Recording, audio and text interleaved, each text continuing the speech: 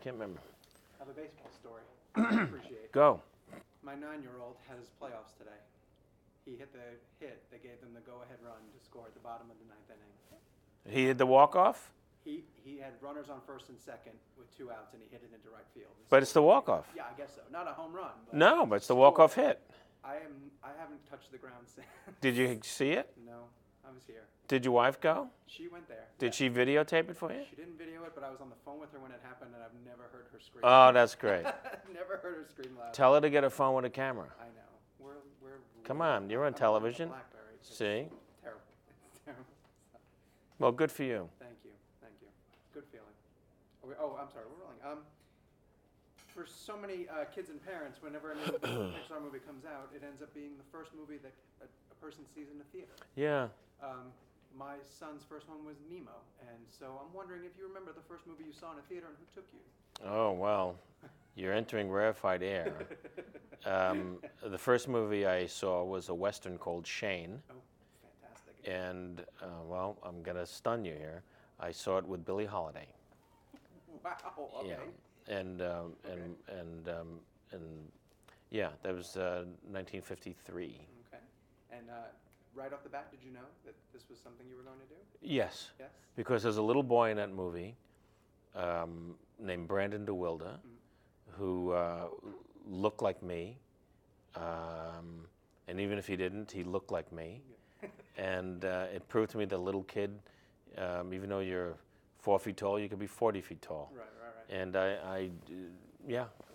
But to go from the screen to, a career path that eventually has us sitting here, somebody had to push you. And Mike, in this movie, has a turning point moment very early on, where he sees somebody doing something that maybe he didn't know you could do, but he suddenly realizes that's what I'm going to do. And I'm wondering who that person might have been for you. Who put you on this path?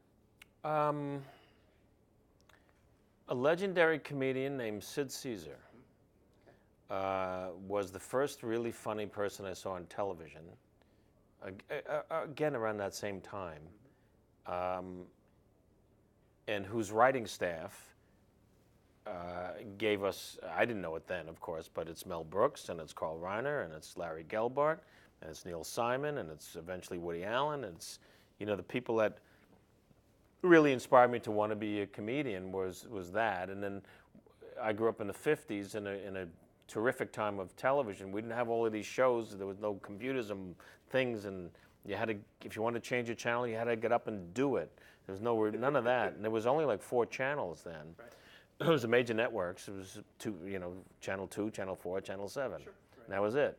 And some local stuff. But it was phenomenally funny people. And my dad was in the music business, hence the Billie Holiday thing. And my uncle produced her records. And we had this little record store where my dad would bring home comedy albums. And I started listening to records and listening to vinyl recordings of the great people in front of a live audience. Right. So you'd memorize their stuff, and then you'd do their things. You didn't think you were stealing. You were a little kid. Right. And you would perform it for the relatives, and that's how it started. Very interesting. I like the idea of a Pixar partner. Mike and Sully, obviously, Buzz and Woody. The Pixar partners for us are people who, when the new one comes out, we make sure we're in the theater with them opening weekend, and we want to experience it with them. You've been involved with a few. Who do you go to? Who do you bring with you to the theater to go see the latest Pixar? Is there a young family member that you really want to experience it with? Well, now there are. I have grandchildren now. Now they'll come to they're really anxious to come to the premiere of this one. They first started to get to know me through Monsters Incorporated as a performer, and not just as Grandpa. Then I became Grandpa Mike Wazowski, because you just can't say Mike. He has to be Grandpa Mike Wazowski. Right. And I find that everybody talks to me like that. Hi, Mike Wazowski. Do they really? Yeah, when they know that I'm Mike Wazowski, then I'm Mike Wazowski. I'm not Mike. I'm Mike Wazowski. I love that. And so it's very sweet. So I spent about a year only talking as Mike Wazowski. Have you ever been on a NASCAR car before that you're aware of? I mean a real NASCAR car? Yes, well, the Jimmy Johnson car, I don't know if you can see that, but it's at Dover Racetrack right now.